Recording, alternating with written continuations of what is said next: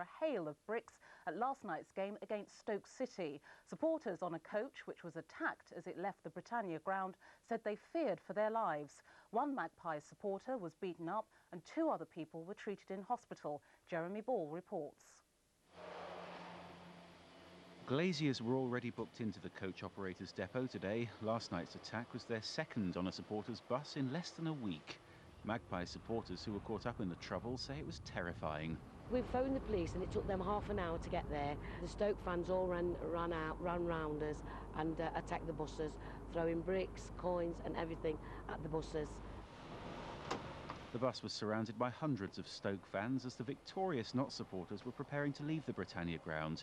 One window was shattered by the missiles. The passengers only escaped being injured because the bus had been fitted with a second reinforced pane of glass. All of a sudden someone threw a stone and that hit the window, shattered it, and they were all chanting away Stoke, Stoke City and everything, and there was a couple of scuffles as well from what we could see.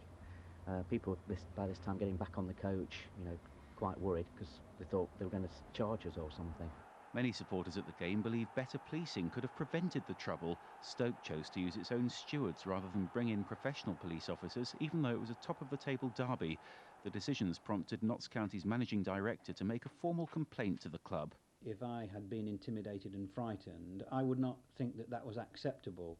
And as the MD at Notts County, I feel that I have to speak for the Notts County supporters, and therefore I have to say to Stoke City, you need to come up with an explanation for us, because we don't think what happened last night was acceptable.